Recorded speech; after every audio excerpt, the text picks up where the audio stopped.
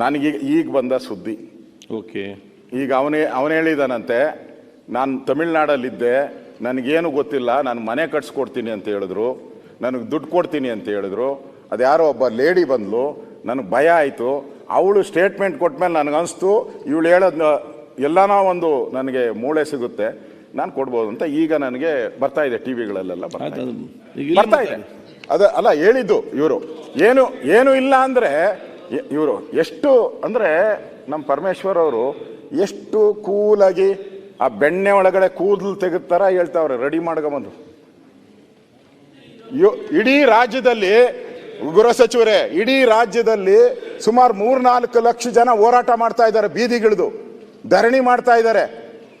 ಇದೇನು ನಿಮ್ಮ ಕಣ್ಣು ಕಾಣಿಸಲ್ವ ಸರ್ಕಾರ ಕಣ್ಣಿಗೆ? ಏನು ಇಲ್ಲ ಅಗದಿದ್ದೀರಲ್ಲ ಕಾಡ್ನೆಲ್ಲ ಹೋಗಿ.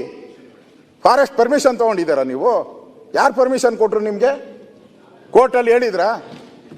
ನಾನು ಕೇಳ್ತಾ ಇದ್ದೀನಿ, ಕಂಪ್ಲೇಂಟು ಕೊಟ್ಟಾಗ ಪೊಲೀಸರು ಹೋಗಿ ಕೋರ್ಟಲ್ಲಿ ನನಗಿರೋ ಮಾಹಿತಿ ಪ್ರಕಾರ ಪೊಲೀಸರು ಈ ಕೇಸನ್ನು ಈ ಸೆಕ್ಷನ್ ಪ್ರಕಾರ ನಾವು ಮಾಡಕ್ಕೆ ಬರಲ್ಲ, ನೀವು ಅನುಮತಿ ಕೊಟ್ಟರೆ ಮಾಡ್ತೀನಿ ಅಂತ ಕೇಳಿದ್ದಾರೆ ಪೊಲೀಸರು. ಕೋರ್ಟು ಪರ್ಮಿಷನ್ ಕೊಟ್ಟಿದೆ, ನೀವು ತನಿಖೆ ಮಾಡಿ ಅಂತ ಕೊಟ್ಟಿದ್ದಾರೆ. SIT ಮಾಡಿ ಅಂತ ಕೊಟ್ಟಿದ್ದಾರಾ? ನನ್ನ ಪ್ರಶ್ನೆ, SIT ಮಾಡಿಕೊಟ್ಟಿದ್ದಾರಾ? ಹಾಗಾದರೆ ಇಡೀ ರಾಜ್ಯದಲ್ಲಿ ನಾನು ಗೃಹ ಸಚಿವನಾಗಿದ್ದೆ, ಇಡೀ ರಾಜ್ಯದಲ್ಲಿ 1,000 ದಿನ 1,000 ಕಂಪ್ಲೇಂಟ್ ಬರ್ತದೆ. ನೀವ್ಯಾಕೆ ಎಲ್ಲಿ ಮಾತಾಡ್ತೀರಿ?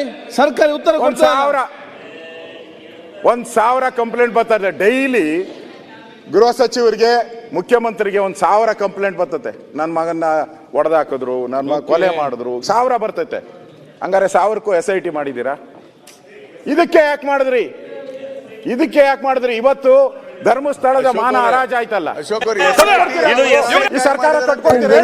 ಧರ್ಮಸ್ಥಳದ ಮಾನ ಹರಾಜ್ ಆಗಿದೆ, ಇವತ್ತು ಕಟ್ಕೊಡ್ತೀರಾ ನೀವು ಸರ್ಕಾರ? ಇದರಿಂದ ಯಾರಿದ್ದಾರೆ ನಮಗೆ? ಇವನೆಲ್ಲ ಯಾರೋ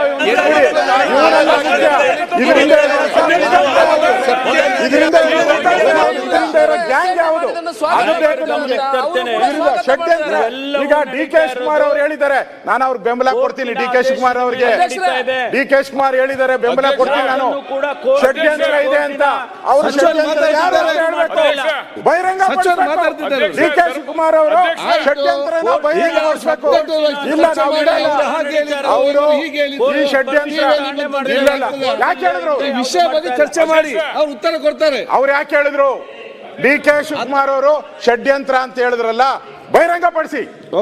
ಸದನದಲ್ಲಿ ಇದ್ದಾರೆ, ಬಹಿರಂಗಪಡಿಸಿ ಹೇಳಿ ಯಾರು ಷಡ್ಯಂತ್ರ ಮಾಡಿದ್ದಾರೆ. ನಾನು 100 ಶಿವಕುಮಾರ್ ಧರ್ಮಸ್ಥಳದ ಪರವಾಗಿದ್ದಾರೆ ಅಂತ, ಆ 101ನೇ ಶಿವಕುಮಾರ್ ಇವಾಗ ಹೇಳಿ ಯಾರ ಷಡ್ಯಂತ್ರ ಇದ್ದಾರೆ ಅಂತ ಧೈರ್ಯವಾಗಿ ಹೇಳಿ.